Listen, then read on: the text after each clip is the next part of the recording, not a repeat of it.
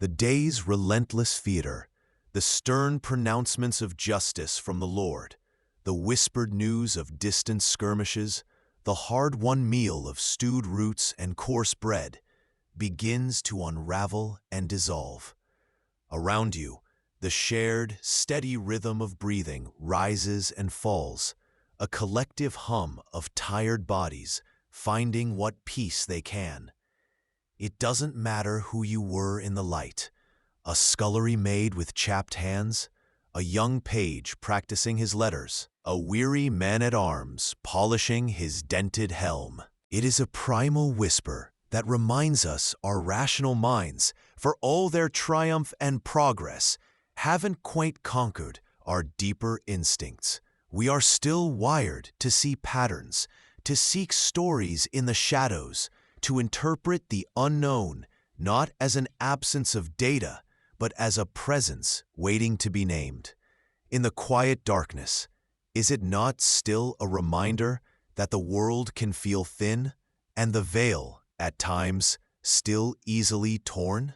We, in our modern world, are drowning in information, a constant, overwhelming flood from every corner of the globe. Yet, are we any wiser?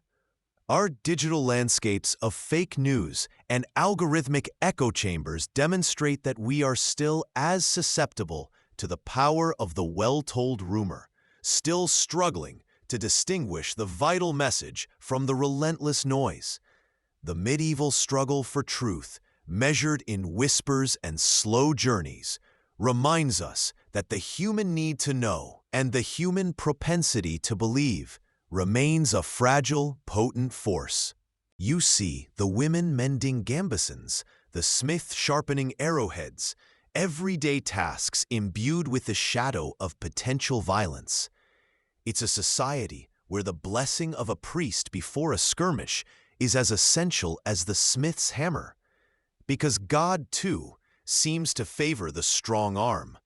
We now live in societies that have largely outsourced this violence to professional armies and police forces, allowing us the profound luxury of forgetting that our own peace, our own order, is also bought and paid for by the readiness of others to fight, to die. This ceaseless scrutiny created a society where reputation was everything, a fragile tapestry woven from public opinion, easily unraveled by a single misstep or a malicious rumor, as swift and deadly as the plague passing through the village. It is a melancholic thought, this life lived so utterly for others, where the self was merely an echo of the collective gaze. Consider this. Today, we curate our lives on social media, performing a different kind of visibility. As the dust settled on the immediate crisis, one central, unresolved dilemma lingered like a persistent hum. The double-edged sword of volatile short-term capital flows, famously dubbed hot money. These rapid flows, seeking quick returns, could vanish even faster. Think of it. In 1997, countries like Thailand and South Korea experienced capital reversals of a scale rarely seen before, billions of dollars pulling out almost overnight, fundamentally deepening the crisis. This stark reality forced the policy trilemma into sharp focus. The world watches, initially with skepticism, some even with outright derision. There's a quirky, lesser-known detail in Mahathir's direct, unvarnished rhetoric. He famously lashed out at foreign speculators, once publicly labeling George Soros, the billionaire investor, a moron for his perceived role in the crisis. This wasn't just a policy decision. It was a personal challenge, a defiant stand against perceived external enemies. Today, economists continue to hotly debate whether Mahathir's radical approach was a stroke of strategic genius or a desperate roll of the dice that simply got lucky. This isn't just about cold, hard numbers. It's about a herd mentality, A major historical fact is how swiftly this fear spread. Within weeks of the bot's float, currencies in the Philippines, Malaysia, and Indonesia were hit by massive speculative attacks. It was a domino effect, accelerated by technology and the globalized financial system. A quirky detail here is how many of these portfolio managers, who had previously poured billions into these tiger economies, suddenly pulled their money out almost simultaneously, simply because everyone else was doing it. The last torch sputters, its smoky breath hanging heavy in the great hall before succumbing entirely.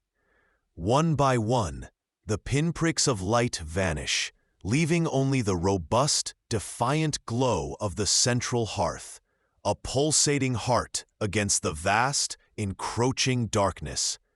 You navigate by memory, your bare feet mapping the cold flagstones to your chosen spot. The rough wool of your blanket, scratchy against your skin, is a familiar, meager comfort.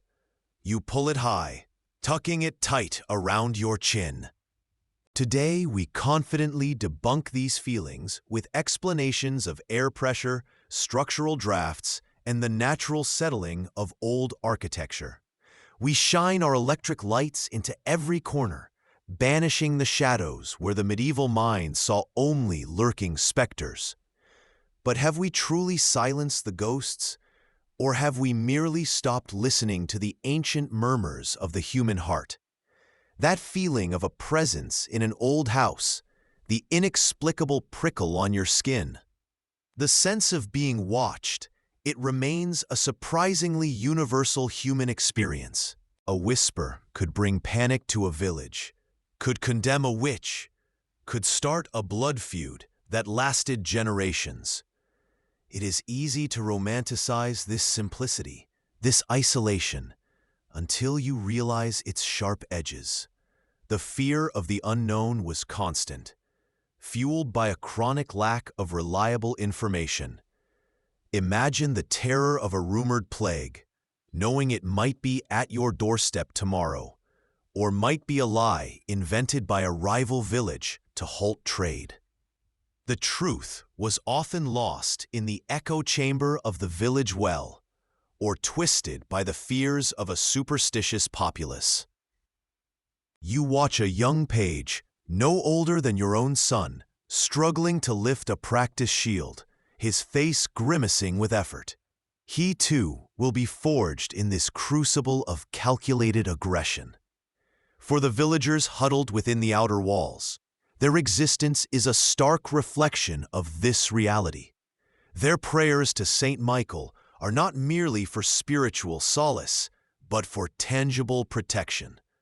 Their superstitions about the harvest moon are intertwined with the fear of lean times, which often precede open conflict. To retreat was to weaken. To be forgotten was to invite rebellion or ruin. In an age without mirrors, where your reflection was a fleeting glimpse in a polished shield or a rippling puddle, what's clear is that the post-crisis landscape in South Korea looked dramatically different. Instead of cutting spending and raising interest rates, Malaysia pulls a move that sends shockwaves through the financial world. On September 1, 1998, it imposes stringent capital controls and fixes its currency, the ringgit, to the US dollar at a rate of 3.80. Think of it like unplugging a rapidly crashing computer from the internet. The goal is to stop the immediate bleeding, to prevent money from fleeing the country and stabilize its volatile currency. This was a major historical fact, a bold, almost unthinkable step at a time when globalization and free capital flows were the undisputed dogma. As we saw with Thailand, the baht's dramatic fall wasn't an isolated incident. It was more like a fire alarm in a crowded theater. Panic, that most human of emotions, quickly became the primary driver, mutating into what economists call financial contagion. You see this mechanism unfold as international investors, spooked by Thailand's plight, began to scrutinize other Southeast Asian economies with a newfound, hypercritical eye. They looked for similar perceived weaknesses: high foreign debt, current account deficits, fixed exchange rates, and what they found, or thought they found, was enough to trigger a rapid withdrawal of capital. Do we not still feel the pull of hierarchies, the invisible demands that shape our choices and our lives in ways we rarely acknowledge, just like the peasant who felt the king's shadow across his meager patch of turnips? Was this ancient system, for all its brutality, simply more honest about its demanding nature? Or was it, in its stark clarity, a form of freedom, knowing exactly who held the reins, even if they were out of sight? They gave form to the ambient, nameless fears of the dark, offering a narrative for every creak of the floorboards, every shadow that seems to shift in the periphery of your vision. The castle, then, is not merely a physical structure of stone and timber. It is a landscape of memory and myth, each chamber, each stairwell, imbued with the echoes of lives lived and violently ended. It holds not just the living, but the whispers of the unquiet dead, a perpetual, silent court of ancestors. Your knowledge was constrained by what you could glimpse from the battlements, or what a rare traveler might impart over a shared meal. This made information a currency more precious than silver, more potent than any blade. A single letter, brought by a weary rider, held the power to ignite a war, or to seal a fragile peace between kingdoms. It meant that every rumor, every fragment of hearsay passed from mouth to ear in the dim light of a tavern held immense, often terrifying, power. Peace is merely the interval between wars, a brief, fragile pause between the seasons of blood. This truth is ingrained in the very fabric of life, a deep-seated pragmatism that can seem jarring, even barbaric, to our modern sensibilities. A good harvest this year means little if next year's raiding party will burn it all. A man's worth, particularly a noble's, is intrinsically tied to his martial prowess, his ability to defend what is his, to take what is not. A castle's purpose is, above all, military, a stone fist clenched against a hostile world. It is a stage, and every moment lived within its stone walls is a meticulous performance of power and deference. The Lord's authority wasn't solely forged in the clash of steel or the force of his decrees, but in his constant, unavoidable visibility. He had to be seen to be believed in, his strength and justice enacted, performed daily for the garrison, the household, the visiting petitioners, and the silent. Judging whispers that flew like startled sparrows through the rafters. True privacy, the luxury of being for a quirky detail. Imagine the boardroom meetings. The older, stubborn chairman, used to unquestioned authority, suddenly found themselves being told by government officials how to run their multi-billion-dollar empires.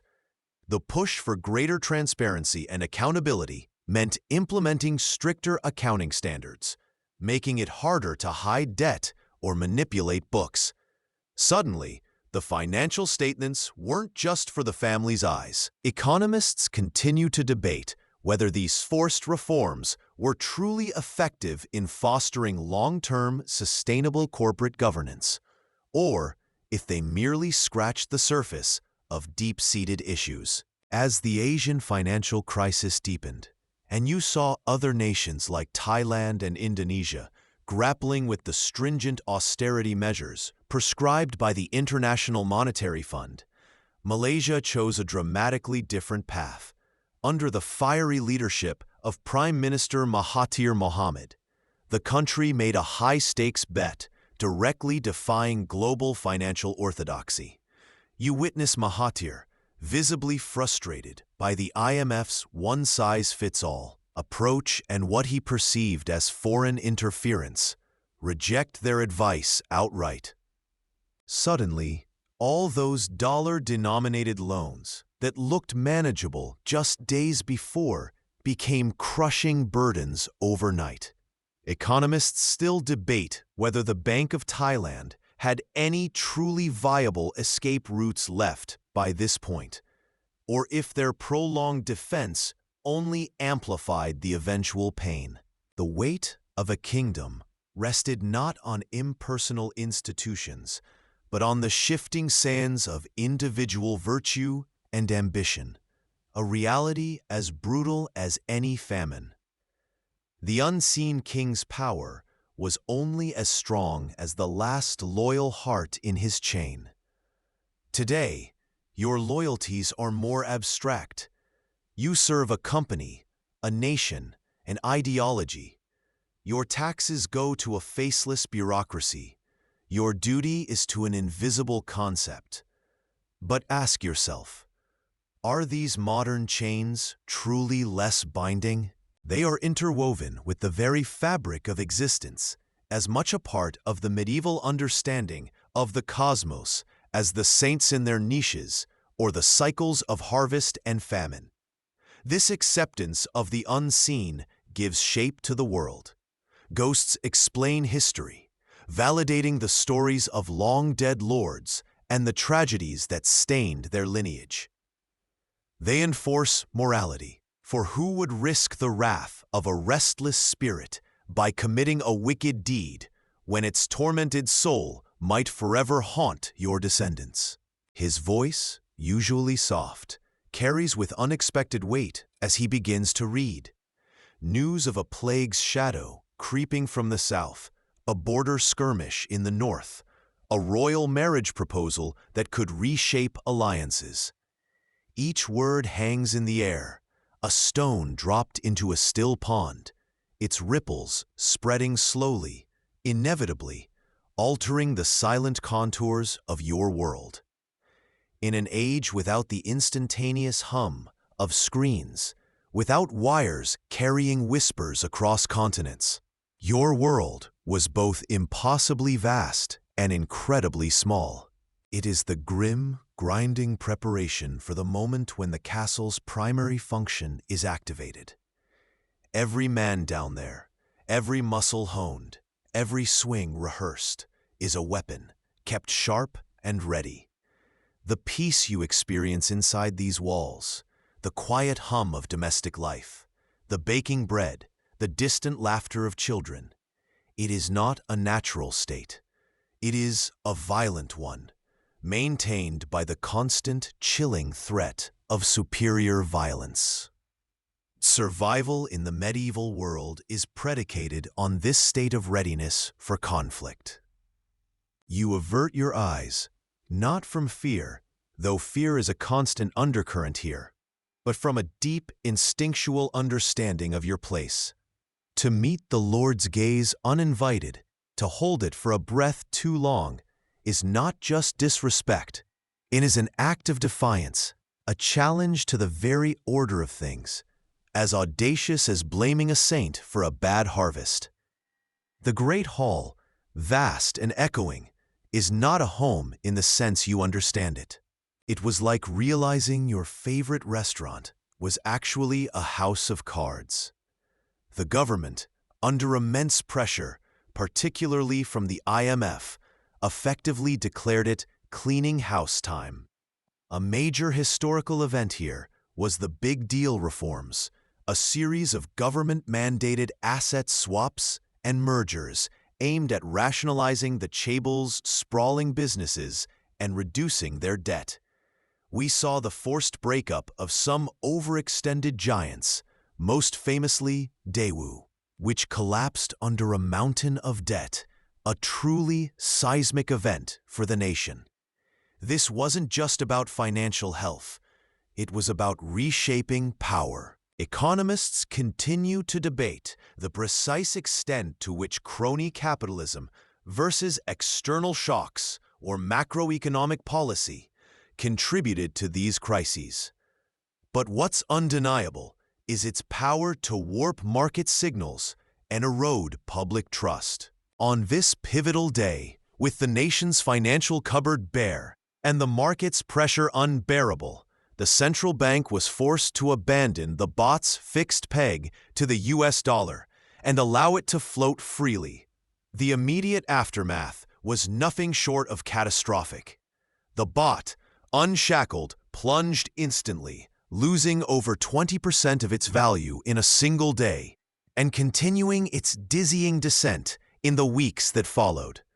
This wasn't just a number on a screen. It was the moment the hidden vulnerabilities became a full-blown, undeniable crisis for every Thai citizen. This web of personal relationships was the medieval world's very glue, binding disparate lands and lords into something resembling order. It fostered a powerful sense of duty, a deep-seated understanding of one's place within a hierarchy, providing a kind of belonging. Yet it was also terrifyingly precarious.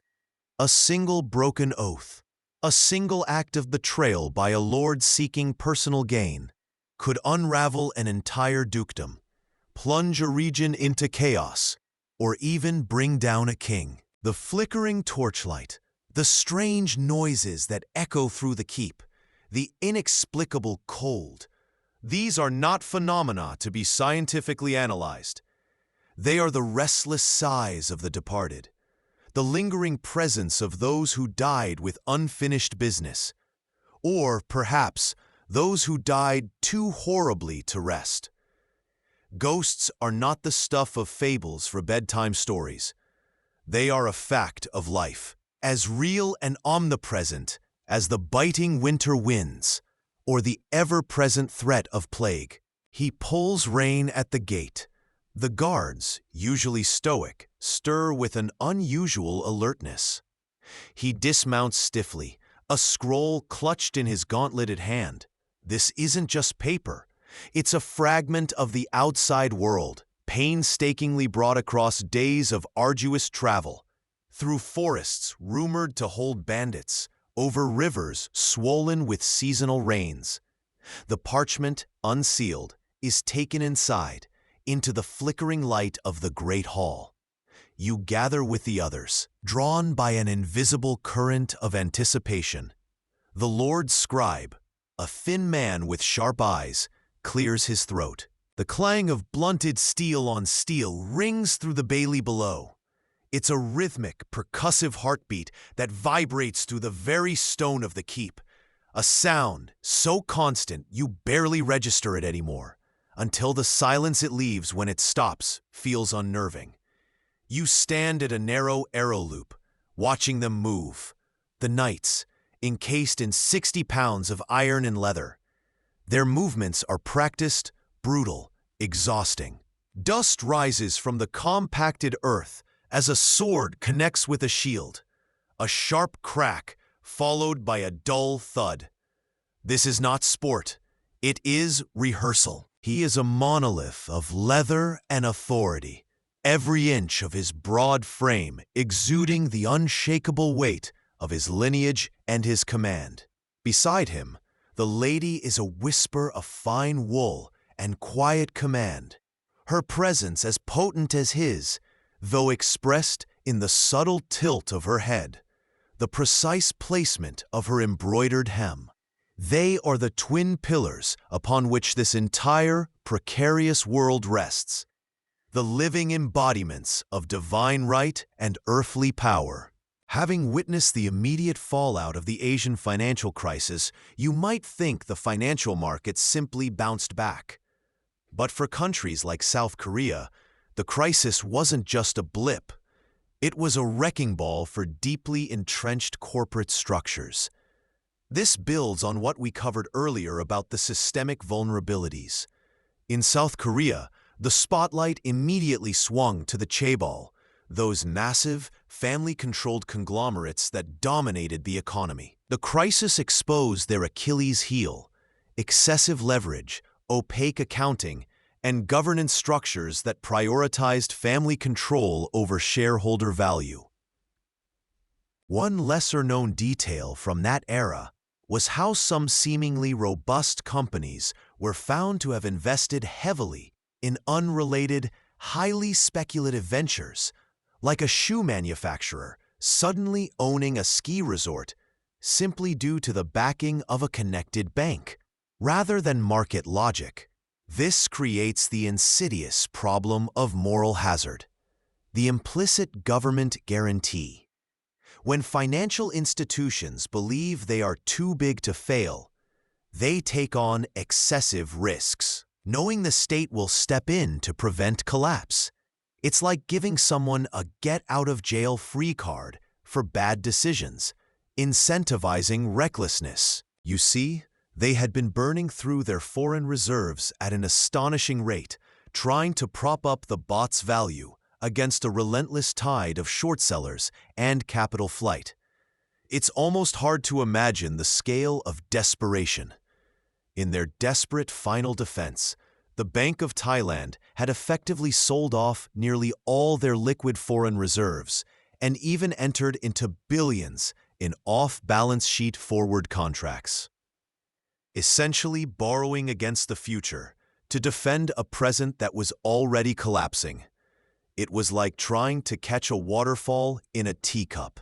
This is not some abstract concept of nation or state. It is a deeply personal, sworn oath, a promise etched not just in legal charters, but in the very blood and bone of this society. You do not serve a land, you serve a man who serves a greater man, who serves the king. It is a cascading web of personal vows, each link dependent on the honor and strength of the individual who swore it. The surprising insight of this system, so alien to modern understanding, is its peculiar blend of strength and fragility. This, he murmurs, his eyes darting to the impenetrable shadows at the far end of the hall, is where Lord Alaric was betrayed, stabbed in the back by his own brother, right by that archway. He crosses himself, a swift, practiced motion. His spirit, they say, still walks here, a ghost, a memory trapped in the very stone. No one questions it, not truly. In this world, the veil between the living and the dead is not some abstract concept, but a tangible, often terrifying reality. Thin as gossamer in places like this, the thud of hooves on packed earth is your first clue. Not the familiar clatter of a local cart, but a rhythmic, desperate beat. You look up from mending a tear in your tunic, the needle paused mid-stitch. A figure emerges from the winding track, a horseman, his steed lathered. Ask yourself, in a world where survival hinged on every detail, was the true influence always found in the throne room? Or was it often quietly residing in these logistical spaces, in the hands of those whose diligence kept the very world running? One thread, one measure of grain, one whispered instruction at a time. What unacknowledged pillars of society still hold our own world together, working in the quiet shadows, without fanfare or public acclaim? Her legacy is not carved in stone, but woven into the very fabric of existence. The low murmur of the great hall, a chorus of servants, squires, and petitioners, suddenly stills. It's not a shout that silences them, nor a sudden alarm, but a collective, almost instinctual understanding that the axis of their world is shifting. From the private solar, a space almost mythical in its seclusion, the Lord and Lady begin their descent. This is not mere movement. It is a procession, a gravity-defying glide down the worn stone steps. The Lord is a formidable shadow, even in the morning light, filtering through the high windows.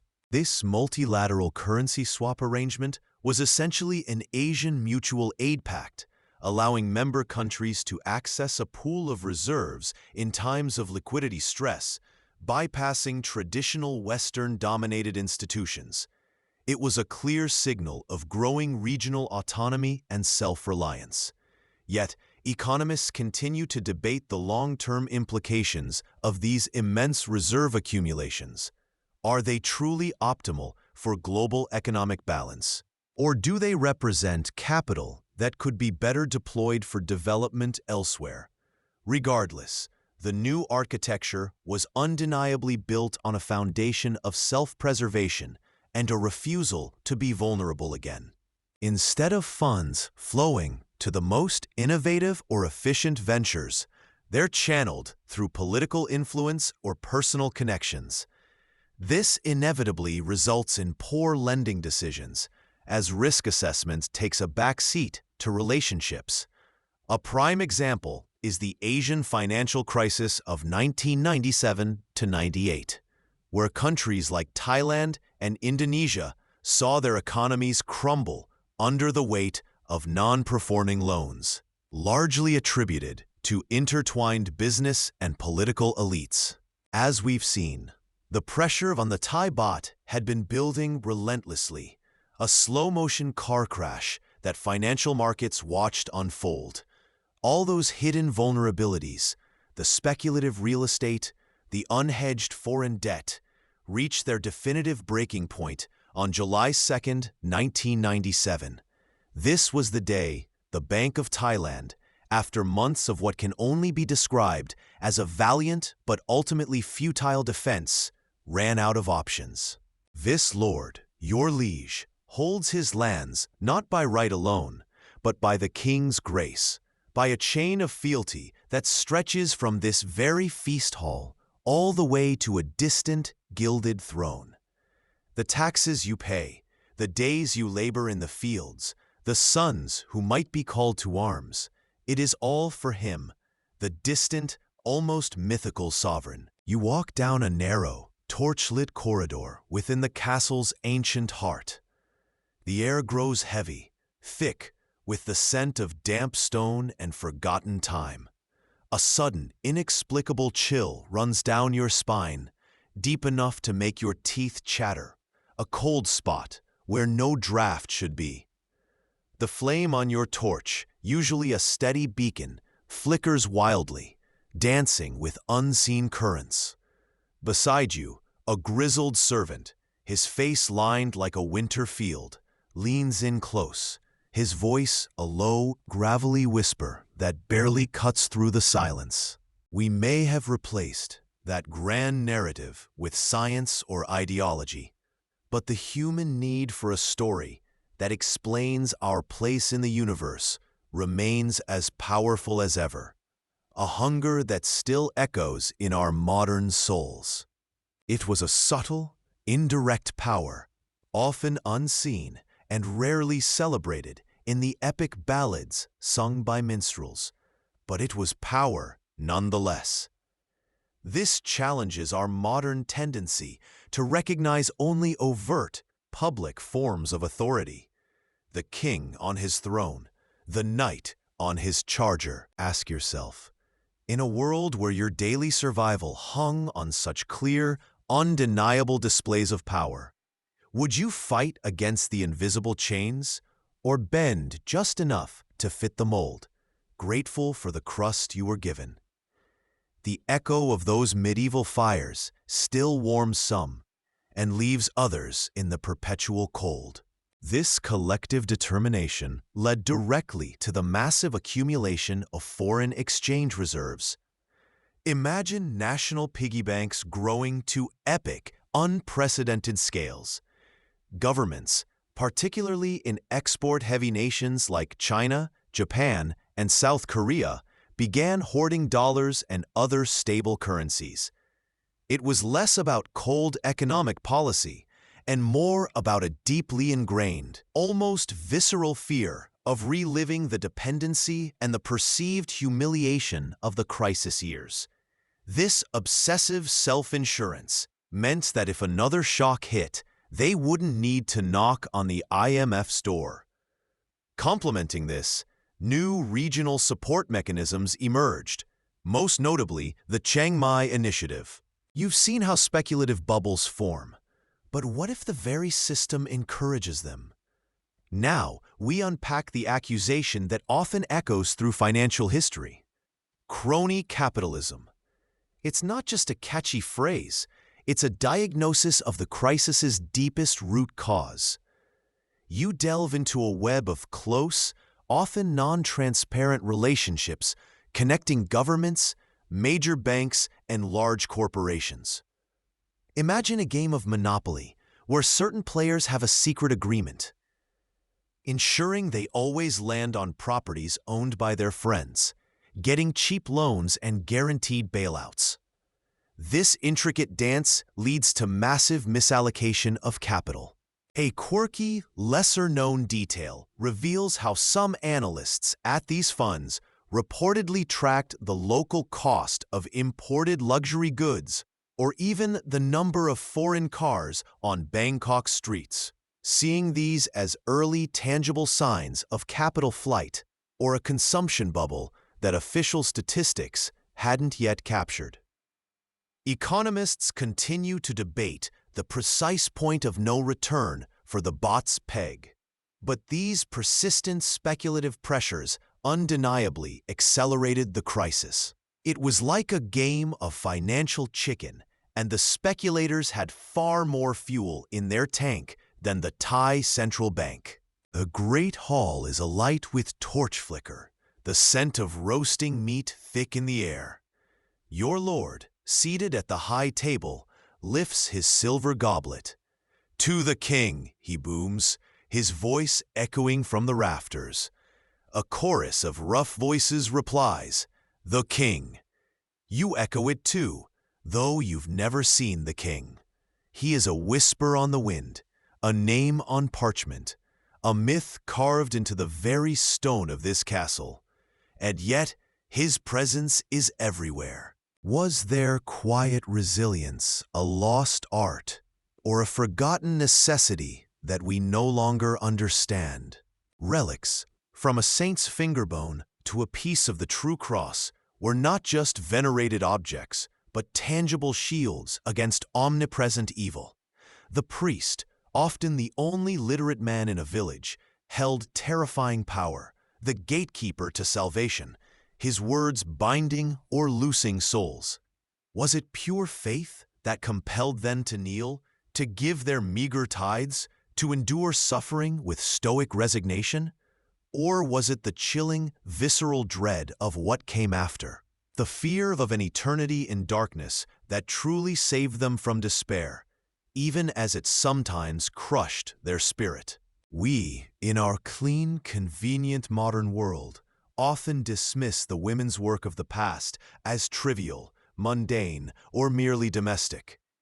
Yet the management of a medieval castle household, with its hundreds of mouths to feed, bodies to clothe, and souls to keep ordered, was as complex as running a modern corporation, vulnerable to plague and the caprice of kings.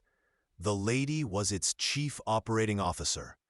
Her competence determined whether the castle thrived or starved, whether its defenses were supplied with adequate provisions, and whether its very social fabric held together day after grueling day.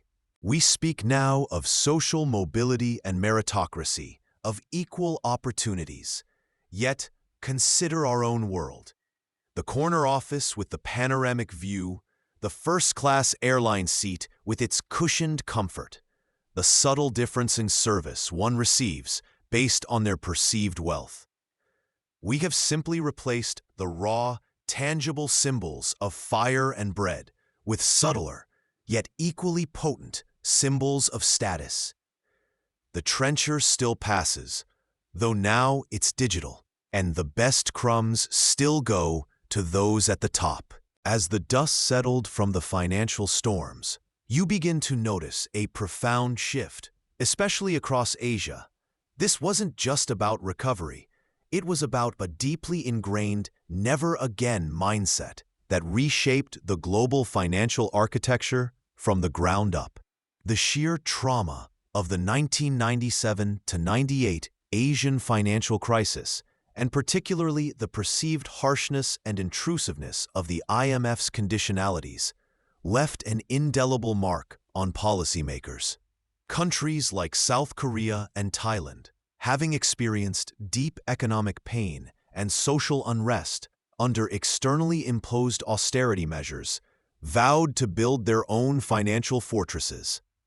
This vulnerability revealed the fragility behind rapid, debt-driven growth. To force the Bank of Thailand to abandon the peg, allowing them to buy back the now cheaper baht to repay their loans, pocketing the difference.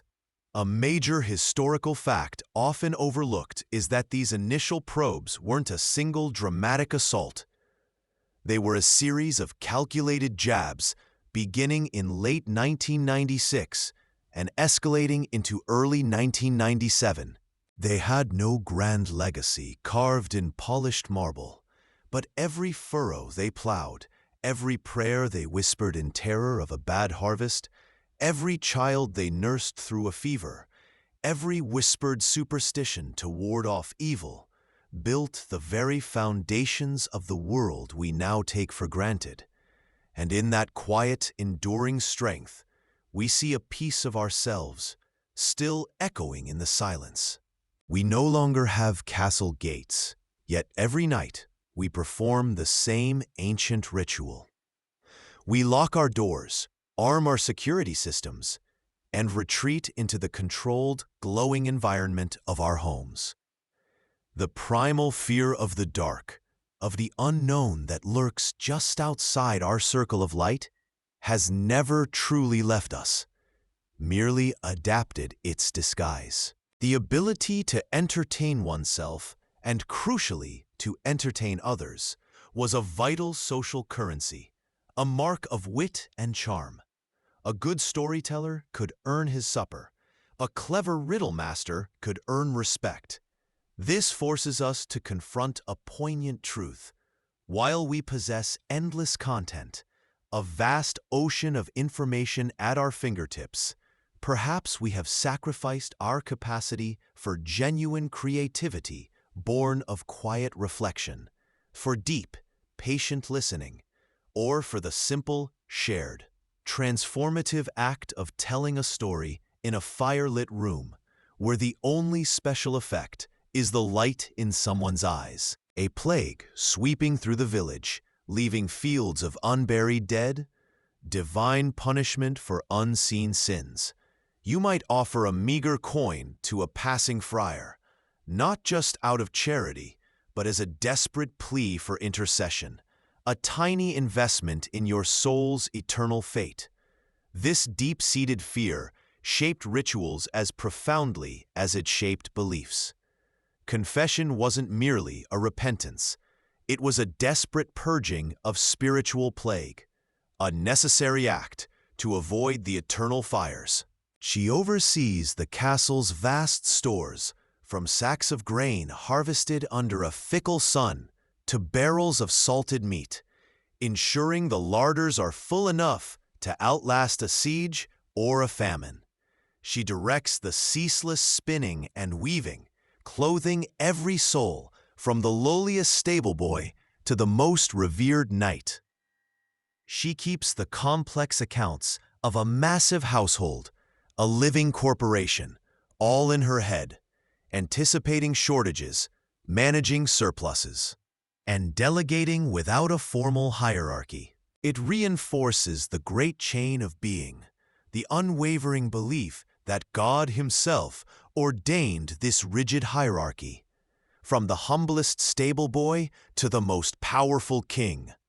To question it, even in the silent chambers of your own mind, is to question God's divine plan, to invite damnation in a world where fear of hell was as real as the ache in your empty stomach.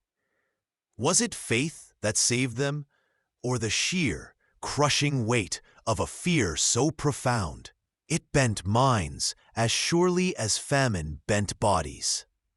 Still, economists continue to debate whether the speed and severity of these structural reforms, while necessary, inflicted undue short-term pain, or if their swift execution was precisely what laid the foundation for future resilience and growth. The situation became so dire that in a major historical event, South Korea had to turn to the International Monetary Fund for a record-breaking bailout.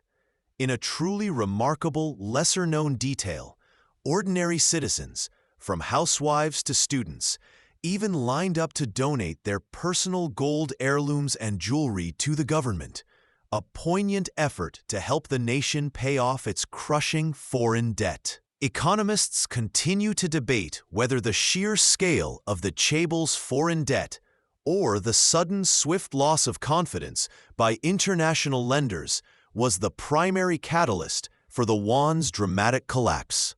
Their analysis was cold and calculated.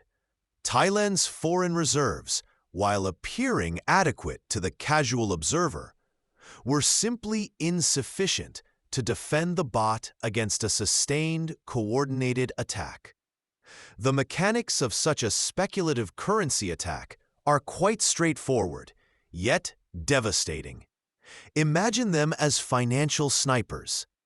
These funds would borrow massive amounts of Thai baht, then immediately sell that baht for US dollars in the open market. This act floods the market with baht, naturally driving its value down against the dollar. Their ultimate goal, the fundamental human drama, remains utterly unchanged across 1,000 years. A fragile, fleeting life lived within a structure we ourselves created, but can no longer truly control. The stone does not remember your name, nor does the server farm. It only remembers the silence that follows. What they teach us, these vanished people, is not just about a bygone age, but about ourselves. They remind us that the human spirit, fragile yet persistent, always seeks order, always seeks meaning, even within the confines of fear and faith, and the brutal logic of survival. It wasn't just about tangible threats. It was about drawing a line against the unseen, against the spiritual wilderness. The fear of what lurked beyond the light was as real, if not more so, than the fear of a raiding party. This daily ritual, born of necessity, reinforced a cosmology where evil was a palpable entity that could be, if not banished, at least physically excluded by a strong enough gate and a whispered prayer. Was it faith that sealed the gate, or fear of what came after? In our overstimulated world, where every pocket holds a portal to endless content, it's almost impossible to grasp the sheer, unyielding lack of distraction that defined medieval life. Yet, this very void, this profound absence, wasn't merely a burden. It was a forge. It honed different human faculties, sharpening skills that atrophy in our modern age. Memory, for instance, was a prized skill, not just for scholars, but for everyone. Stories, songs, family histories, and even practical knowledge had to be held, cherished, and replayed within the mind, for there was no external hard drive. Every bell chime from the distant abbey, every mumbled prayer for a bountiful harvest or a safe birth, was an acknowledgement of this invisible war. This absolute certainty, so foreign to our skeptical age, provided both immense comfort and profound terror. It gave life meaning and purpose, offering the hope of eternal salvation. But it also justified the most brutal persecutions and stifled any inquiry that dared to question its divine narrative. To live was to constantly balance on the precipice of heaven and hell. A poor harvest? God's displeasure. For here, within these sunlit walls, she is not merely a symbol of noble grace or a vessel for noble heirs. She is the living, breathing heart of the household, a manager of a complexity few modern minds could grasp without a spreadsheet.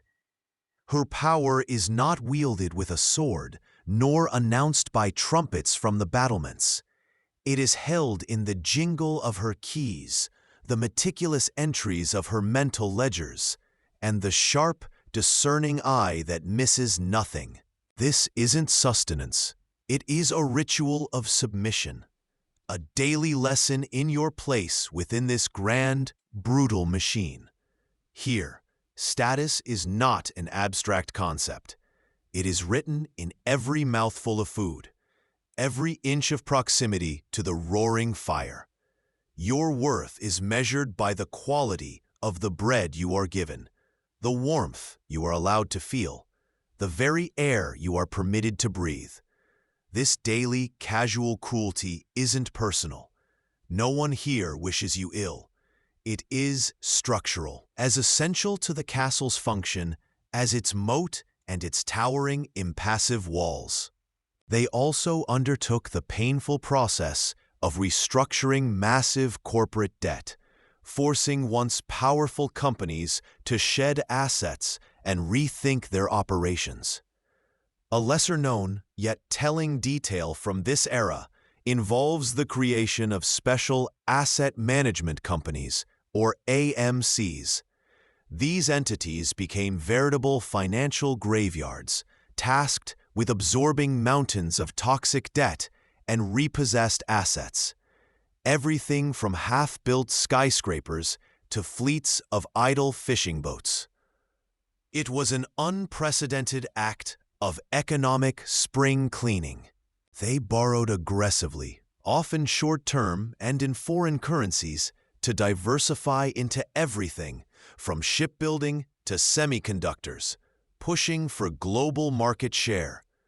It was like a corporate game of Jenga, stacking debt higher and higher, all built on the assumption that global credit would always be cheap and plentiful. But when credit markets froze and foreign lenders, spooked by the regional instability, started pulling their money out, that Jenga tower began to sway violently. The South Korean won plummeted, making those dollar-denominated debts feel like trying to pay a credit card bill with monopoly money. As we previously discussed, the internal pressures on Thailand's economy were mounting, but it wasn't long before external forces began to circle. This is where the narrative shifts, as you witness the first active, aggressive challenge to the system. International hedge funds and other astute speculators, sensing weakness, began to test the Thai baht's long-standing peg to the US dollar. For these global players, a fixed exchange rate is less a point of stability and more a target, especially when a nation's economic fundamentals start to look wobbly. We still serve unseen kings, the algorithms that shape our thoughts, the market forces that dictate our worth, the ideologies that demand our unquestioning fealty. We build these elaborate modern structures to give our lives meaning, to keep the chaos of existence at bay, telling ourselves with every click and every climb that we are finally free. But in the dead of night, when the screens dim and the distractions fall away, when the modern echoes finally fade, can we not sometimes feel the cold, familiar weight of the walls we have built around ourselves? But just beyond the gate, in the impenetrable dark, stretches the primeval chaos. This is the realm of the wolf, whose howl might carry on the wind, of the outlaw, desperate and unseen, and of the demons, those malevolent spirits of forest and fen, born of shadow and rumor, always hungry. Your very existence is defined by this stark binary, the ordered, fire-lit inside versus the vast, dangerous outside. The surprising insight is how deeply this physical act of sealing the gates burrowed into the collective psyche, shaping not just their actions, but their very understanding of reality. His performance is a communal balm, a shared escape from the crushing monotony, holding everyone rapt, their faces illuminated by the firelight, their memories etched with every verse. When no minstrel graces the hall, the solace is found in simpler things: the clatter of dice in a leather cup, fortunes won and lost on a throw, the silent, strategic battle of chess pieces across a crudely carved board. Or, most often, it is the voice of a seasoned elder, recounting ancient sagas passed down through generations, his words a tapestry woven from memory, imagination, and shared history. The fear of damnation is more real than any invading army, more potent than hunger, more chilling than the deepest winter. This wasn't a choice of lifestyle. It was the operating system of the medieval mind. Faith explained everything: the sun's persistent rise, the sudden sickness of a child, the outcome of a battle where blood soaked the earth. The chapel, with its sturdy walls and hallowed ground, was the castle's spiritual fortress, a desperate defense against the demonic chaos believed to lurk just beyond the thin veil of the visible world, waiting to seize a soul. A lady sits, her posture erect even as her fingers fly, coaxing a new pattern onto a tapestry.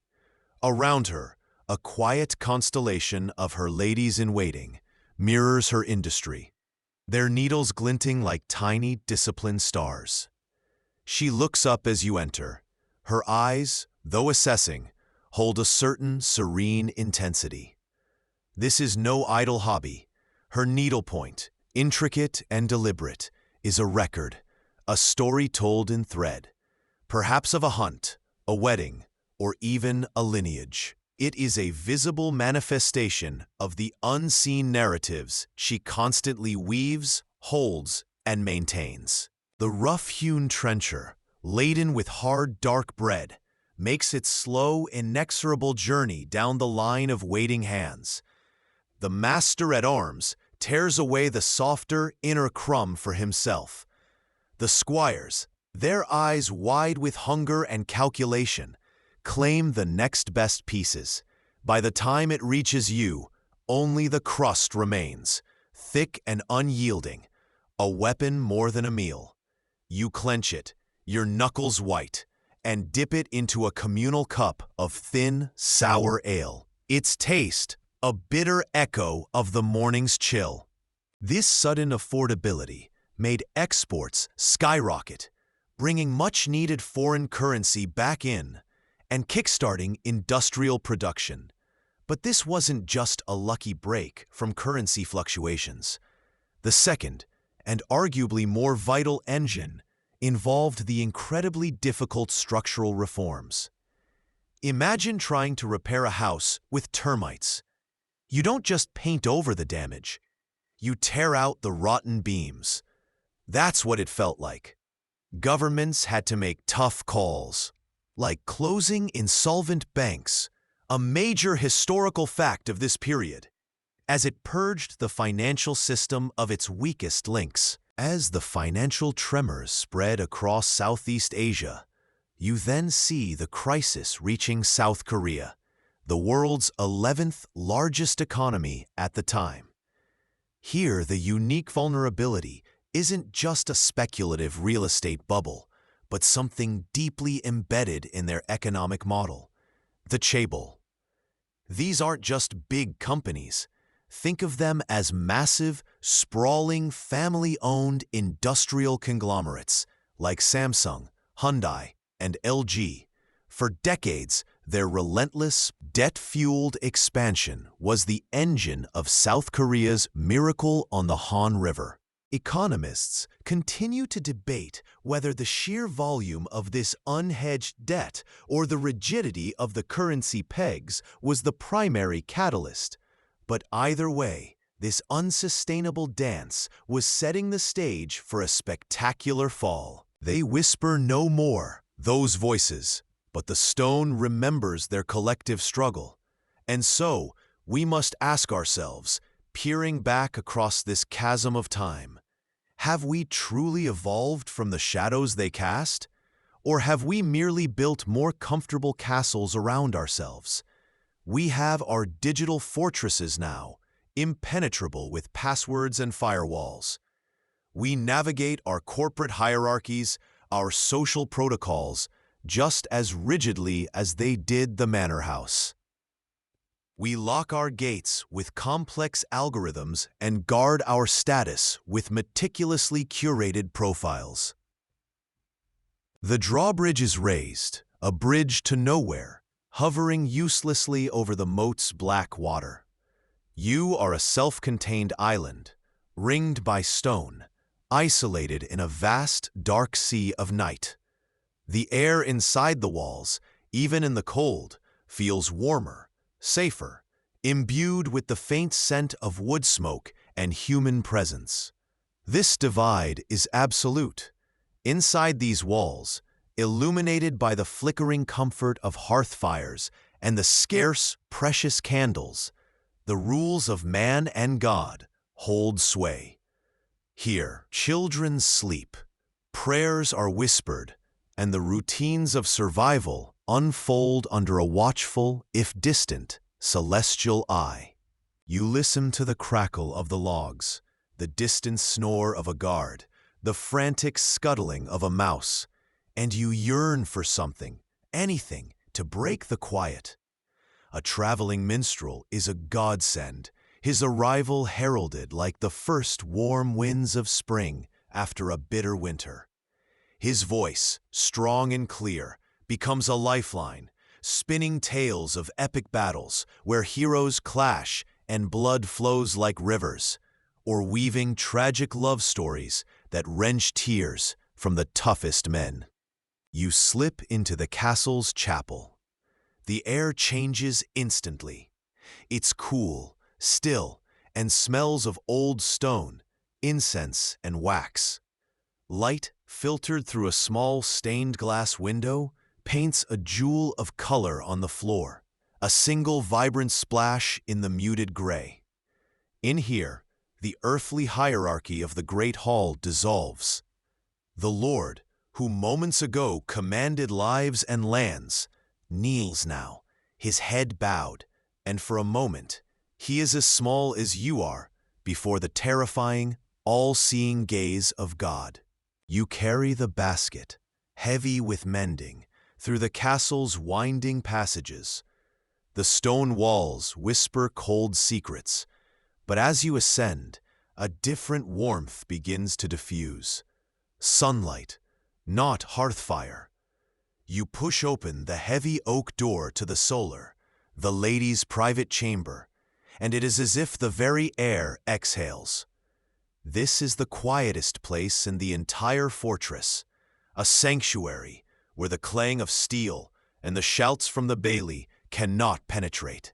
Here, golden shafts of light dance across the polished floorboards, illuminating motes of dust and the rhythmic, silent industry within. This is the castle's true heartbeat, not the Lord's grand entrance or the ringing of the chapel bells. Only when the fire, the ancient promise of warmth and life, is reborn, does this silent, unforgiving world truly begin. You feel the first lick of warmth on your face, a fleeting blessing that quickly dissipates into the vast hall, a luxury reserved for those closer to the flames. As the pre-dawn light bleeds an anemic gray through narrow slits, the social order asserts itself, stark and unyielding. The lowest eat last, or perhaps not at all. As the dust began to settle from the tumultuous late 1990s, the grim task of rebuilding commenced from 1999 onward. The landscape was one of profound devastation, yet within the rubble lay the seeds of a slow, painful recovery. You start to notice two powerful engines driving this turnaround, working in tandem, though sometimes at odds. First, there was the competitive boost to exports. With currencies massively devalued, goods and services from these economies became incredibly cheap on the global market, like a countrywide fire sale for international buyers. While the IMF insisted these measures were vital medicine to restore confidence, economists continue to debate whether the severity of these conditions unnecessarily deepened and prolonged the immediate economic pain for millions. They undeniably laid the groundwork for future recovery. Lured by seemingly lower interest rates abroad, local businesses borrowed massive amounts, often in US dollars, and critically, without hedging, meaning they didn't protect themselves against currency fluctuations. This was akin to borrowing a large sum in Japanese yen for a home renovation in the US, assuming the yen-dollar exchange rate would never move. A quirky, lesser-known detail from this era was how many of these short-term loans financed speculative real estate ventures, including a surprising number of luxury golf courses across the region, which would later stand eerily empty as the crisis hit. It was fueled by an unwavering faith in divine order and by an ever-present, gnawing fear. Fear of damnation, fear of starvation during a lean harvest, fear of the unknown that lurked beyond the church bells. And it was lubricated, this colossal mechanism, by the quiet, often unspoken acceptance of one's place, one's fate, within its grand design. Its purpose was to endure, and it did for centuries, long after the names of those who lived and died within its shadow were utterly forgotten, swallowed by the very silence it now holds. The massive wooden timbers of the great gates, thick as an oak forest, swing slowly inward, accompanied by the shriek and grind of the portcullis, a jagged maw of iron teeth, slowly rising to prepare for its descent. The daily ritual of the gates closing is more than just a matter of security. It is the fundamental redefinition of the world, with a final, thunderous boom that rattles your teeth and reverberates deep in your bones. The gate settles into its final, locked position. The castle, your world, is now sealed. The true war, after the day's back-breaking labor or the castle's ceaseless demands, often begins when the sun finally surrenders. It is not fought with sword and shield, but against the insidious, creeping tendrils of profound boredom. It's a silence that presses in, a void demanding to be filled. For the lord and lady, the knights and squires, the long hours stretching from dusk to dawn are an open maw, threatening to swallow wit and sanity whole. Ask yourself, when the history books are written, do we praise the feast or the hands that brought it forth from the fire? Is the true strength of a society found in its gilded halls, or in the very dirt and blood of its foundational labor? In this kitchen, you feel the raw, undeniable truth of survival, unvarnished by prayer or noble lineage. It is the hunger that shapes morality, the constant, churning need that dictates the day. We haven't eliminated our messes. We've simply become more sophisticated, more artful in how we hide them. The medieval castle's stench, though more potent, was perhaps more honest. It laid bare the realities of existence. Now, our illusions are so finely woven, we often mistake the perfume for purity. Ask yourself, how much of your perceived cleanliness, your order, is merely a carefully constructed lie? And what forgotten, primal stenches still cling to the deepest corners of your own well-perfumed castle? The castle groans awake, not with trumpets, but with the shiver of a child. Young Thomas, barely a decade old, his small hands already gnarled by the chill of 1,000 dawns, scurries towards the cavernous hearth. His breath plumes in the frigid air, a fleeting ghost against the stone. Tonight, the embers sleep deep. He kneels, a desperate priest before a cold altar, coaxing life from ashes. His fingers, numb and clumsy, prod and blow, a whisper of a prayer accompanying each fragile spark. Understanding the intricate dance between policy, markets, and human behavior is key to anticipating and mitigating future economic storms. And maybe, just maybe, these recurring financial storms tell us more about human nature than about money itself. Today, economists continue to debate whether the austerity measures truly expedited recovery or prolonged the suffering. The human cost, however, is undeniable, etched into the collective memory of a generation. On top of that, rapid structural reforms were mandated, pushing for the privatization of state-owned enterprises and swift deregulation of financial markets. It was a bitter pill to swallow for many. In a truly remarkable, albeit quirky, display of national resolve, South Korean citizens actually launched a nationwide campaign, donating personal gold, wedding rings, heirlooms, even gold medals, to help the government repay its massive IMF debt. Can you imagine the collective sacrifice, the depth of... As the U.S. economy boomed in the mid-90s, its currency strengthened significantly. This made Asian exports more expensive for global buyers, while imports into these countries became cheaper, further ballooning those already alarming current account deficits. It was like trying to sell gourmet coffee at a premium when the global market was suddenly flooded with cheaper, equally good alternatives. The final ingredient in this financial cocktail was the explosion of unhedged, short-term foreign currency debt accumulated by private corporations and finance companies. Their fears were primal: the wolf in the dark woods, the bandit on the road, the devil whispering temptations into their dreams, the sudden onset of a plague that swept through a village faster than a summer storm.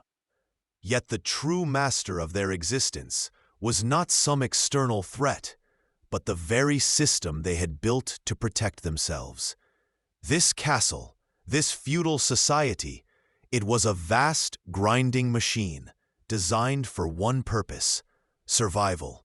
The horn blasts, a raw, ancient sound that slices through the chill of the fading day, echoing off the stone walls of the keep. The last rays of the sun, thin and red like spilled blood, surrender to the encroaching gloom. You stand among the others, your breath misting in the cold, watching as the final stragglers rush across the drawbridge, their hurried steps a frantic drumbeat against the planks. The air thickens with anticipation, a collective held breath. Then, the last scraps of stale bread have been gnawed. The communal bowls are scraped clean, the dogs already fighting over stray crumbs beneath the trestle table. The fire, once a roaring heart, now settles into a low, smoldering glow, casting long, dancing shadows across the rough stone walls. Outside, the world dissolves into an inky blackness, a thick, impenetrable blanket that smothers all sound. There are no flickering screens here, no electric hum, no infinite scroll. There is only the dying warmth, the scent of wood smoke, and the relentless, echoing expanse of time. Grandeur is always built on a foundation of grit and sweat, on the backs and blistered hands of the forgotten.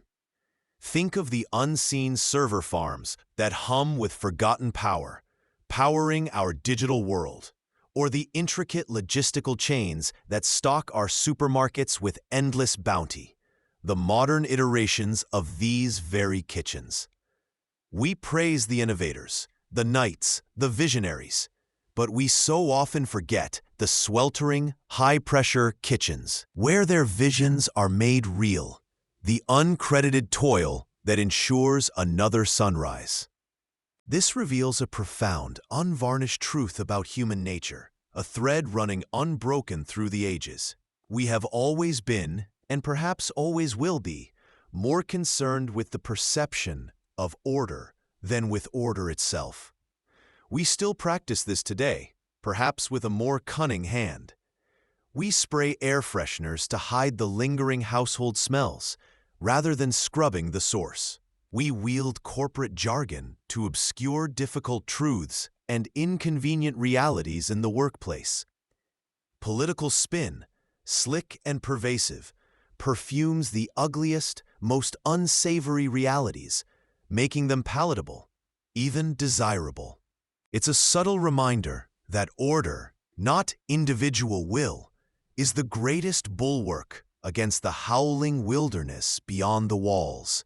A world where wolves, and literal wolves, famine and plague vie for dominance. Ask yourself, would you survive without choice? Or bend just enough to fit the mold?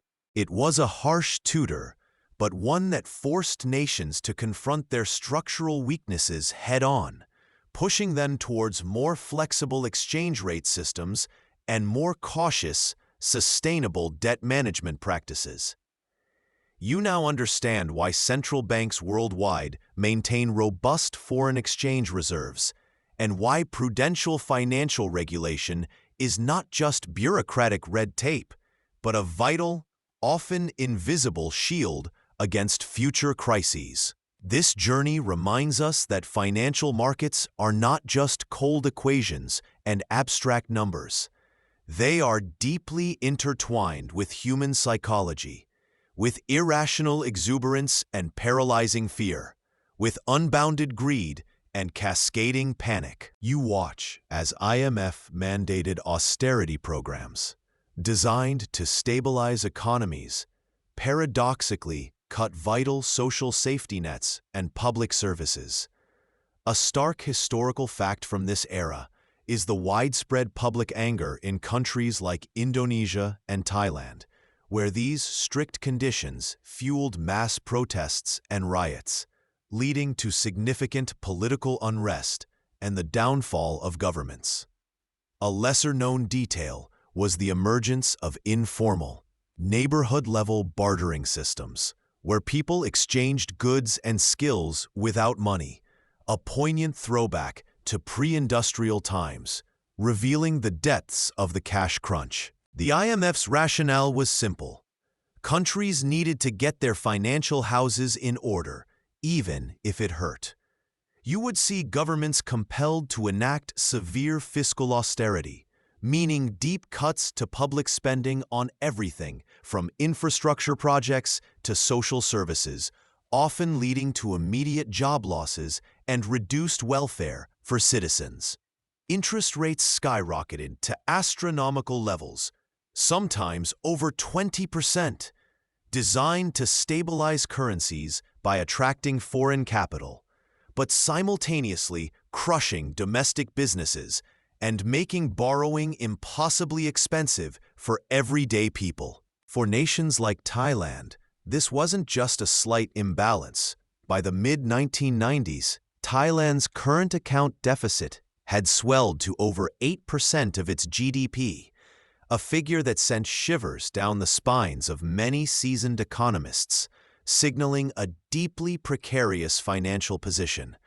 Adding to this precariousness was the danger of currencies pegged to a strengthening US dollar. Many of these fast-growing Asian economies had fixed their exchange rates to the US dollar. Sounds stable, right? But imagine tying your small boat to a supertanker that's suddenly picking up speed. They were built, ostensibly, to keep death out, to hold back the wolf at the door, the raider's sword, the chill of winter's breath. But in their enduring strength, they became something more, elaborate tombs for the living.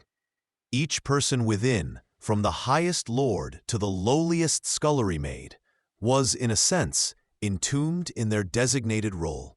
Lord, lady, knight, servant, all were prisoners of the same formidable structure, their lives meticulously dictated by the unyielding logic of the stone. We seek the safety of the battlements, but in doing so, do we not risk becoming prisoners of our own fortifications, losing touch with the vital, often uncomfortable, world outside? Ask yourself, when you wall yourself off for safety, what part of yourself do you also entomb? We pride ourselves on the impartiality of our modern legal systems, on their intricate safeguards and appeals. Yet even today, they are still shaped by the biases and power structures of our society, often feeling just as remote and incomprehensible to those caught within their labyrinthine processes, just as cold and absolute as a medieval lord's verdict. Ask yourself, when the alternative is chaos, does swift, brutal order become a grim kind of comfort, or simply a cage you're born into? This chaotic, high-stakes environment was in truth the true engine room of the castle, the heart that pumped lifeblood into every corner of the medieval world. Consider the monumental feat, feeding over 100 people, sometimes many more, 3 times a day, with no refrigeration, no instant communication, and ingredients dictated by the caprice of the harvest or the success of the hunt. This kitchen reveals the raw, unglamorous labor that underpins all civilizations, the kind that never gets a fresco painted in its honor. A wealthy lord, bedecked in velvet and ermine, was considered clean, not because he plunged into a daily bath, an unthinkable luxury for most, and often seen as weakening the humors, but because his clothes were of the finest make, his linens bleached, and he could afford the exotic, precious perfumes and spices from the distant East. His cleanliness was a projection of wealth, a privilege, a perfumed lie.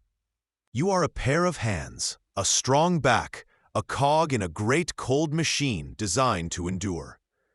This unceasing communal existence, far from fostering intimacy, could often breed a weary anonymity. You might never truly know the names or histories of those sharing your breath, only their function. The ringing of the morning bells from the chapel isn't just a call to prayer, it's the beat of the castle's heart, a pulse of routine that through its relentless rhythm promises another day of existence. Currencies, like people, need strong, flexible foundations to weather sudden storms, and fixed pegs without robust backing are like glass jaws in a boxing match. The interconnectedness of our world also means that a financial tremor in one market can swiftly become a global earthquake, demanding unprecedented international cooperation and vigilance from policymakers.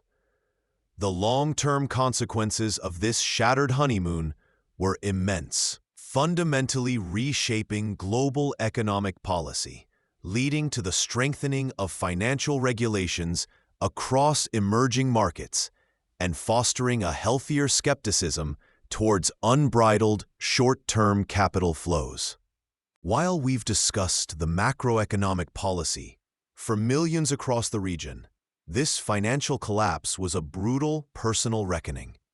Factories once humming with activity now stand eerily silent, their gates locked, leading to skyrocketing unemployment. Entire communities built around single industries crumble as mass bankruptcies sweep through, from the largest corporations to the corner hawker stall. The ripple effect is devastating. Families plunged into poverty, often forced to sell every possession just to put food on the table. This tragedy was compounded by the prescribed remedies. As the regional crisis spiraled into full-blown panic, with currencies plummeting and businesses collapsing across Southeast Asia. A familiar global player stepped onto the stage, the International Monetary Fund, or IMF. You can imagine them like the world's financial firefighters, but instead of water, their hoses sprayed multi-billion-dollar bailout packages for Thailand, Indonesia, and South Korea. This was, at the time, the largest financial rescue operation in history, signaling the sheer scale of the meltdown. But as with any major rescue by the IMF, there were incredibly strict conditions attached, collectively known as conditionality. As you start peeling back the layers of this supposed miracle, you begin to reveal the unseen structural cracks forming beneath the surface. A glaring red flag was the unsustainable buildup of large current account deficits. Think of a country's current account like its national credit card statement. If you're consistently importing far more than you're exporting, or borrowing heavily from abroad to finance your spending, that deficit grows. The fire sinks back to embers. The sounds of sleep deepen, the rhythmic breaths of the household finally finding peace in the deep night. The great stone walls hold the silence, a profound quiet that has settled here for 1,000 years. For 1,000 years, these cold, silent stones have stood, not just as fortifications against the wild and the hostile, but as a monument to a profound human need for order in a chaotic world. The very security you crave isolates you from the vibrant, messy, unpredictable pulse of humanity below. It's an ironic tragedy. The more fortified you make your existence, the more removed you become from the very essence of life. Was it true power they sought, or merely an illusion of safety that warped their perception of reality? This dilemma echoes into our own age. We build gated communities, curate our information feeds, create exclusive social circles. You watch as the accused is dragged away, the dull thud of the first flogging echoing in the hall, a percussive beat to the Lord's unassailable power. It seems arbitrary, cruel to your modern sensibilities, a grim dance between fear and submission. Yet, it was the only system they knew, a direct, understandable form of power that, for all its flaws, provided a resolution. It reminds us that all systems of justice are human inventions, forged not in divine wisdom, but in the practical, often brutal, values of their time. One moment he is tasting, a critical frown marring his brow. The next he is yelling, a torrent of sharp commands cutting through the steam. He orchestrates this inferno, a living, breathing engine, where every chop, every stir, every measured portion contributes to the great unspoken pact of survival. Yet from this very crucible of sweat and fire comes the sustenance that binds everyone within these stone walls. From the Lord feasting in his grand hall to the lowest stable boy shivering in the straw, it is the fuel that keeps the bells ringing, the swords sharp, the children growing. That concept, the invisible battalions of sickness that truly laid waste to the realm, did not exist in their world. It was about managing appearances and smells. Cleanliness was a visual and olfactory illusion, a performance staged for the discerning eye and nose. The true fear isn't the cold, but the thought that the fire might not be relit, that the routine might break, that the fragile order holding back the darkness might finally shatter.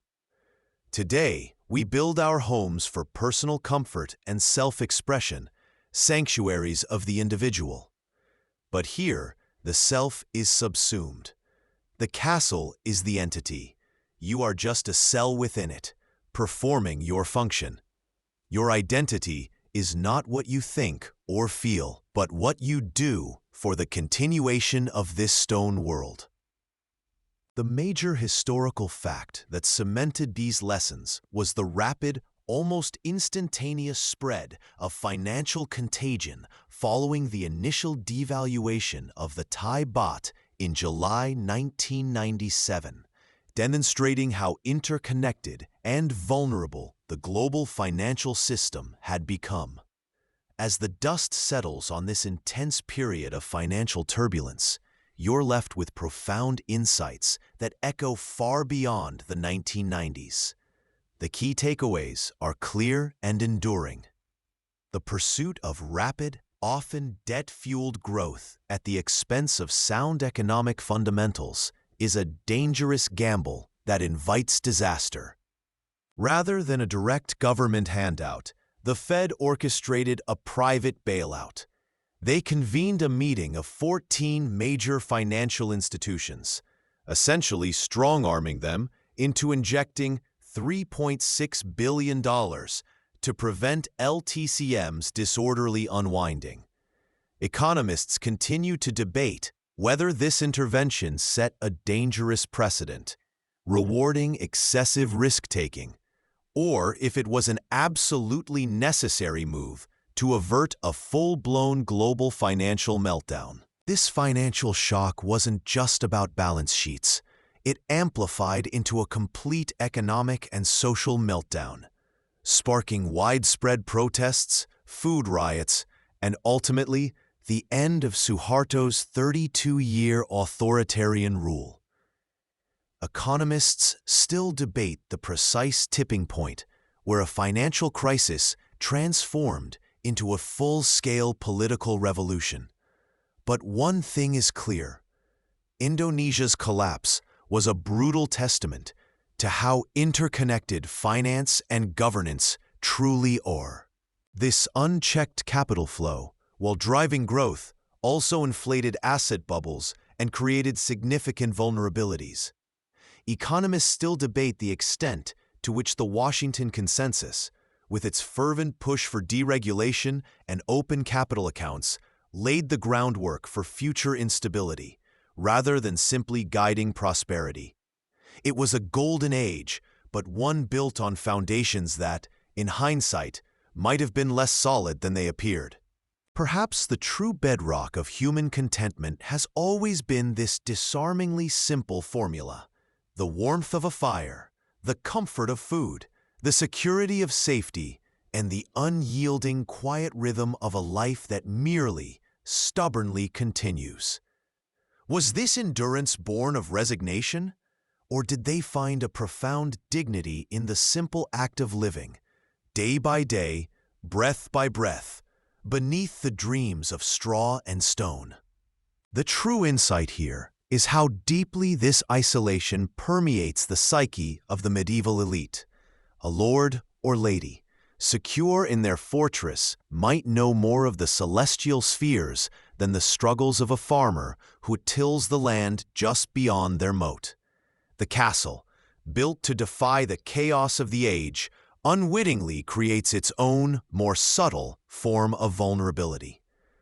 There is a profound melancholy in this vantage point. You hold dominion over lives you barely touch, whose joys and sorrows are rendered insignificant by distance and stone. Then the Lord speaks, his voice a low, resonant rumble. One man, the accuser, will receive a small compensation, a paltry sum to soothe his outrage. The other, the thief, will feel the lash. The verdict is delivered without flourish, absolute and final. It is less about discovering the ethereal truth of the matter, and more about reasserting the Lord's absolute authority, a visceral reminder of who holds the strings of life and livelihood. Justice is not an ideal here. It is a tool, wielded to maintain social cohesion, however brutally. Carcasses, stripped bare or still bristling with bristles, a pig here, a half-flayed deer there, hang from hooks like macabre decorations, dripping onto the well-trodden stone floor. A frantic, sweaty ballet of cooks and scullions unfolds, a blur of flour-dusted aprons and soot-stained hands. At the epicenter of this controlled chaos stands the master cook, a titan of grease and authority.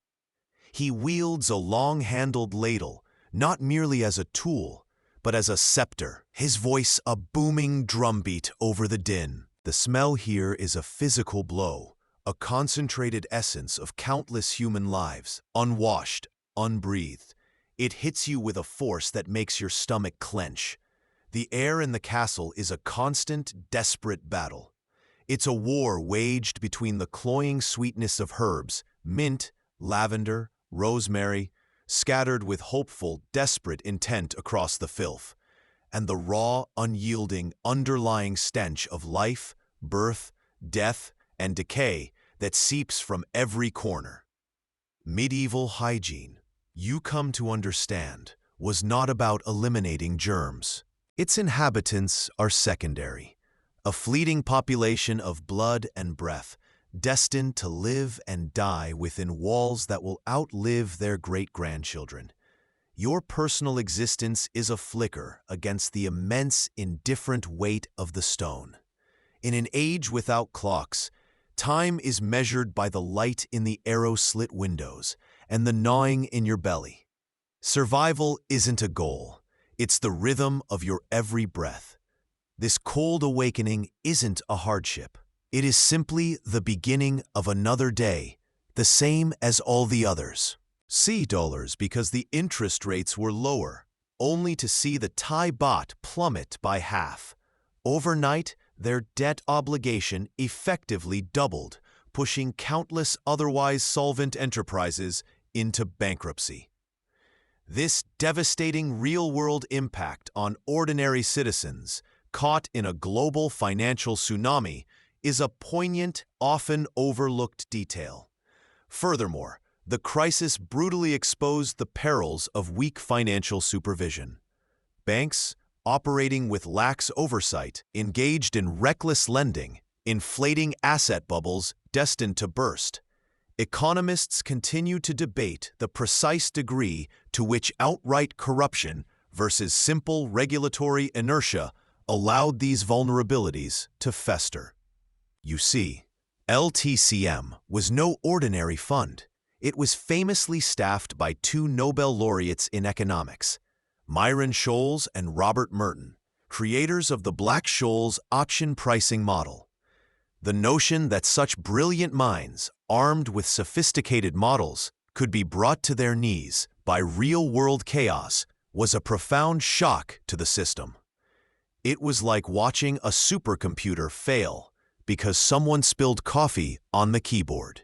With LTCM facing collapse and potentially triggering a domino effect across the financial system, a systemic failure, the New York Federal Reserve had to step in. This fragility, coupled with deep-seated political instability under the Suharto regime, created an environment ripe for disaster. The government's initial, hesitant responses, often seen as protecting vested interests, only fueled public panic and capital flight. One quirky detail that really underscores the severity.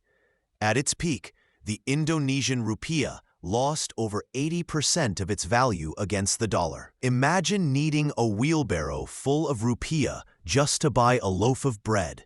It was like monopoly money in real time. This wasn't just corporate investment. It was speculative money chasing real estate booms and burgeoning stock markets.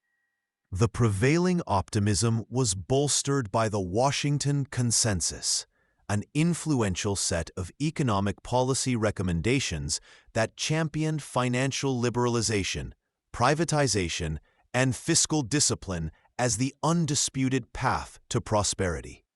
It felt like a global endorsement for their chosen trajectory. However, even amidst the euphoria, subtle cracks began to appear. Interestingly, in Thailand, a new term emerged called chai dan, which roughly translates to overborrowing from foreigners, reflecting a cultural awareness, perhaps even a slight unease, about the rapid influx of external funds. Survival was not merely a goal. It was the ultimate achievement, the quiet legacy passed down through generations. To wake, to work, to eat, to sleep, and to do it all again. This was the unwritten epic of their lives. It is a humbling lens through which to view our own pursuits. Stripped bare of our endless modern distractions, our abstract pursuits of success and fulfillment, what remains? The sounds of the village, a distant dog's bark, the faint echo of a smith's hammer, are muffled, alien. Your life, once inextricably linked to the land and its people, is now dictated by the confines of these ramparts. You are safe from the raiding parties, the plague carried on the wind, the wild beasts of the forest, but you are also cut off, isolated in a gilded stone box. His word is the law within his domain, etched not in scrolls but in the very fabric of daily fear. For these people, tangled in the unyielding tendrils of the feudal system, his judgment is an act of God, or at least his earthly proxy. The theft of a pig, a small thing in the grand tapestry of the kingdom, is a rupture in the delicate order of the village. And order must be restored, swiftly and undeniably. A long silence stretches, broken only by the crackle of the hearth and the ragged breaths of the accused. You are sent to the kitchens to fetch water. The cold, damp air of the castle corridor gives way, abruptly, to a wall of heat, thick with the scent of roasting meat, simmering herbs, and old smoke. It's a physical push, like wading through an unseen current, before the roar of shouting and the clang of metal truly hit you. This is no mere room. It's a vision of hell made tangible. Massive cauldrons, black with centuries of soot, bubble like malefic geysers over open-mouthed fires that devour logs whole. The stench is not merely unpleasant. It is a physical entity, a dense, cloying presence that seems to seep into the very marrow of your bones, a constant companion that never truly leaves your tunic or your hair. As you carry the stinking bundles out, past the rough-hewn tapestries depicting forgotten hunts and the echoing, raucous laughter from the kitchens, you pass the garderobe. It is little more than a stone seat, cold and unyielding, set into a small alcove, with a dark hole opening to the turbulent moat below, or a crude chute running silently down the castle wall. The air smells of old smoke, stale ale, and the close animal scent of 50 unwashed bodies huddled together for warmth and safety. You are in the great hall of a castle, the heart of this stone. As we conclude this deep dive, you've witnessed a classic journey from irrational exuberance to systemic collapse and, eventually, a hard-won, albeit painful, recovery. This entire saga, often dubbed the Shattered Honeymoon, synthesizes critical lessons for anyone navigating the global economy. You see, the inherent fragility of fixed exchange rate regimes stands out. These pegs, once seen as anchors of stability, become vulnerabilities when not supported by robust reserves and fiscal discipline, inviting speculative attacks. A key revelation from this period is the sheer danger of mismatched currency debts. Imagine a small business owner in Bangkok borrowing in US dollar. This wasn't just a local issue. It sent shockwaves through global financial markets, as if a major fault line just ruptured under Wall Street itself. This Russian default delivered a devastating blow to a highly leveraged US hedge fund you might have heard of, Long-Term Capital Management, or LTCM. Their complex trading strategies, which relied heavily on convergence bets, essentially assuming market anomalies would correct themselves, blew up when Russia defaulted, creating divergence instead. This was a ticking time bomb. When the rupiah began its dizzying freefall, these dollar debts effectively exploded in local currency terms, making repayment an impossible fantasy. Compounding this was a weak and poorly regulated banking system, riddled with cronyism and bad loans even before the crisis hit. Many banks were little more than personal piggy banks for the elite, ill-equipped to handle the avalanche of defaults. It's like building a skyscraper on a foundation of sand, then wondering why it crumbles in an earthquake. This was the honeymoon period, a time of seemingly boundless prosperity. You see GDP growth figures that would make most developed nations blush. Thailand's economy, for instance, expanded at an average of over 8% annually for a decade, a major historical fact underpinning this era. The narrative of the Asian economic miracle was everywhere, fueled by a potent cocktail of high domestic savings, export-oriented industrialization, and, crucially, massive inflows of foreign capital. Investors from wealthier nations, drawn by the promise of high returns and stable, often dollar-pegged currencies, poured billions into these economies. Your ambitions are not grand monuments, but the simple, profound hope that tomorrow the cook will be generous, and the weather will hold, and your cough will not worsen. This is not a failure of the soul, not a lack of imagination. It is, in fact, a profound triumph of pragmatism. For all the grandiosity of the castle walls, the clamor of its inhabitants, and the violence that often defined its purpose, the overwhelming truth, for most living within its shadow, was a relentless cycle of hard labor, fleeting small comforts, and an astonishing capacity for simple endurance. The village is a cluster of thatched roofs, barely a smudge against the landscape. The peasants, tiny, ant-like figures moving in the distant fields, their lives dictated by There are no learned men in flowing robes, no intricate arguments of law, no jury of peers to weigh the evidence. There is only the Lord, seated upon his carved oak throne, his face as impassive as cold stone beneath his heavy brow. He listens, or appears to, as the accuser wails about his missing sow, and the accused mumbles denials, desperate pleas that fall flat in the cavernous space. The Lord's gaze is not one of inquiry, but of quiet assessment, of power about to be exerted. This is the Lord's justice, immediate and deeply personal.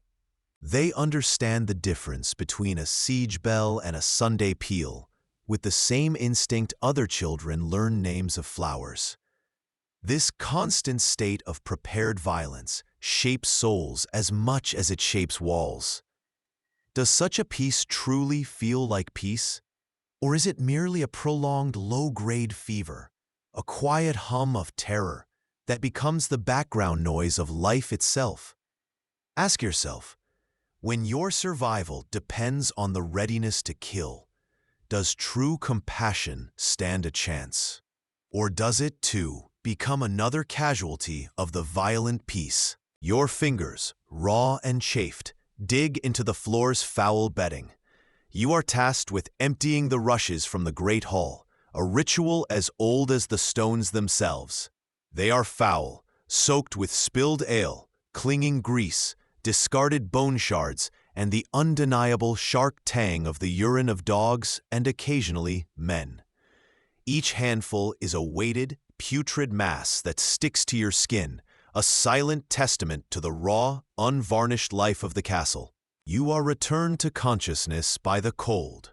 It's a physical presence, seeping from the stone floor through the thin layer of straw and your woolen blanket. The great fire in the center of the hall is a ghost of embers, its warmth long dead. Around you, the air is thick with the sounds of a shared, unprivate sleep. The wet cough of a man-at-arms, the whimpers of a child, the rustle and scratch of dogs dreaming of the hunt. Economists continue to debate the optimal strategies for managing these flows, whether through speed bumps like capital controls or stronger domestic safeguards, without choking off legitimate investment. This lingering question of how to reap the benefits of global capital without being consumed by its volatility remains a central puzzle for economies worldwide, a constant reminder of 1997's painful tuition fee. As the Asian financial crisis raged, its economic tremors weren't confined to a single continent. You begin to see how quickly instability can cross borders, much like a flu virus on a crowded airplane. The confidence crisis spread, reaching emerging markets far from Southeast Asia. Western investors, spooked by the Asian meltdown, started pulling money out of other risky assets globally. This capital flight hit nations like Russia particularly hard. And then, in August 1998, the inevitable happened. Russia defaulted on its debt, devalued the ruble, and declared a moratorium on payments by commercial banks to foreign creditors. As the contagion ripped through Southeast Asia, if you thought other nations were struggling, Indonesia wasn't just struggling, it was plunging into a perfect storm. We're talking about a situation where multiple catastrophic elements converged, turning a financial tremor into a full-blown societal earthquake. You see, the nation was saddled with massive private sector debt, much of it denominated in US dollars. Indonesian corporations, tempted by low interest rates, borrowed billions from international markets. If you find value in this kind of analysis, consider liking the video and subscribing. It helps more than you know. And I'd love to hear from you in the comments. Where are you watching from? Or what are your initial thoughts on economic bubbles? Let's dive in and unravel how it all unfolded. As the 1990s dawned, you witness a remarkable phenomenon across Southeast Asia and parts of East Asia. Nations like Thailand, Indonesia, and South Korea weren't just growing, they were roaring, earning them the moniker Asian Tigers. Tonight, within the cold, echoing shell of the stone castle, you are simply a bundle of bone and muscle, seeking the deepest rest. Your dreams, when they come, are not of knightly glory or chests brimming with gold. Such fantasies are the luxury of minstrels and poets, not the reality of cold mornings and empty stomachs. No, your dreams are tangible, visceral. They are the phantom warmth of a full belly, the kind that settles deep and banishes the gnawing hunger. They are the promise of a morning without the biting, bone-deep ache of a winter chill. You climb to the battlements, the wind whipping at your cloak. The rough stone scrapes beneath your gloved hand, cold even through the leather. The air up here is thin, sharp with the scent of distant wood smoke and the promise of rain. Below, the world unfolds like a crumpled map, a vast canvas painted in shades of muted green and ochre. From this height, this man-made mountain of stone, you truly see the dominion of the castle, a neat patchwork of fields, carefully tilled and bordered, stretching like a quilt towards the menacing, tangled edge of the great forest. The air in the Lord's Hall hangs thick with the scent of damp earth and simmering fear. You stand pressed against the rough-hewn pillars, one of many villagers drawn by the grim theater unfolding. Before the dais, two men, peasants like yourself, are bound. Their faces are a study in desperation, one accusing, his voice raw with indignation, the other defiance warring with terror in his eyes. He is accused of stealing a pig, a creature of vital fat and future broods, a theft not just of property, but of potential survival. We forget that the rule of law is often just a sophisticated system of controlled, legitimate violence. The clanging in the bailey is a raw, unvarnished reminder that order is never freely given. It is always enforced, always asserted. The very air you breathe within these walls is heavy with the promise of bloodshed, a promise that keeps the wolves from the gate, but also keeps a part of you perpetually vigilant, perpetually afraid. Think of the children born into this. They learn to identify the war horn before they learn their letters. We are the lords of our own digital halls, carefully staging our successes and diligently hiding our failures, constantly aware of the unseen audience whose judgment shapes our sense of self. We pursue a curated image, yet they lived a public identity not by choice, but by absolute necessity. Ask yourself, in a world where your very existence was a public performance, would you find a quiet corner of self? Or would you become so attuned to the whispers that your own voice, your own true reflection, would eventually fade? Welcome to today's historical deep dive. You've never seen a toothbrush. You believe demons live in fog. Your town blames goats for the plague. Welcome to the Middle Ages. If you love immersive, real storytelling about survival, belief, and forgotten lives, hit like and subscribe. It helps more than you know.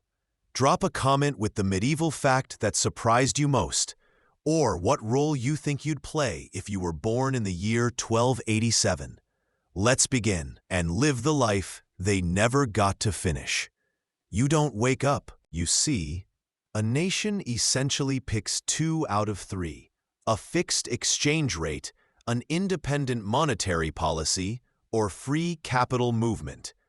Trying for all 3, as many Asian economies had, proved disastrous when confidence evaporated.